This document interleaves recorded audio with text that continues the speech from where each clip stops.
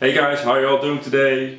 I'm doing great, and let's talk about the new Spider-Man movie Homecoming, because no one has ever done that on YouTube the last couple of weeks. So here are my 2 cents of thought. So welcome to Cinema Talk. So the question is Marvel ever going to make a bad movie? You know, except for maybe the Hulk, the very first one. But the streak is just going on, and this is definitely a win for Sony too.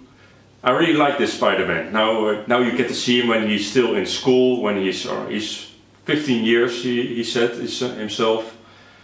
And it really focuses him on being on school. There's no J. Jonah Jameson bullshit. There isn't. He even has a new love interest. So there's no Mary Jane or Gwen Stacy. It's now a completely other person. And this movie felt more like a comedy than an action movie. Well, there is plenty of action. It feels like they had, because he's now a 15-year-old, they had to show him all the embarrassing stuff that you go as a teenager, and they tried to get a lot of laughs out of that. So that was a kind of a bad point from my point of view.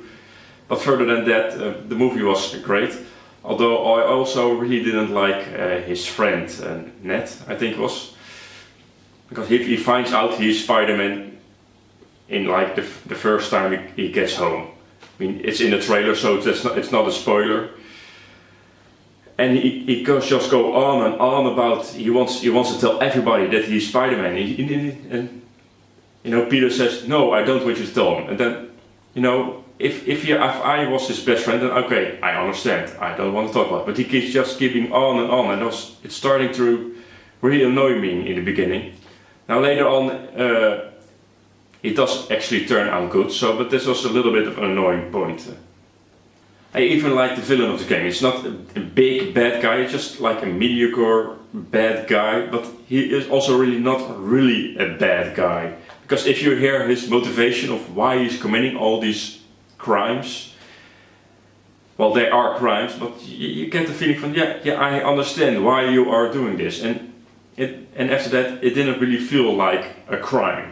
I love the flashbacks to the other Avenger movies. It begins with after the events of the first Avengers movie. You see how the villain becomes the villain.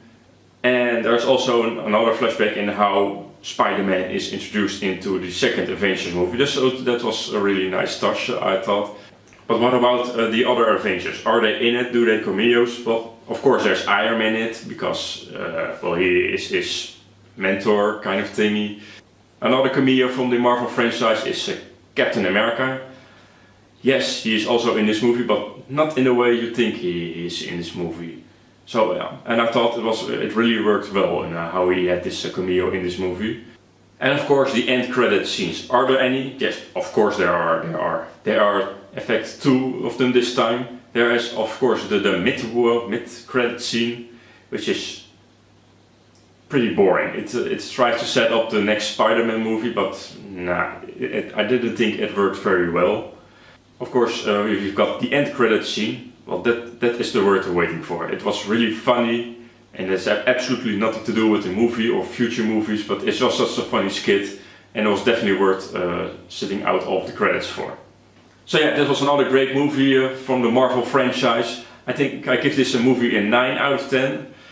I think there was a little bit too much comedy in this movie. It could have been a little bit more serious.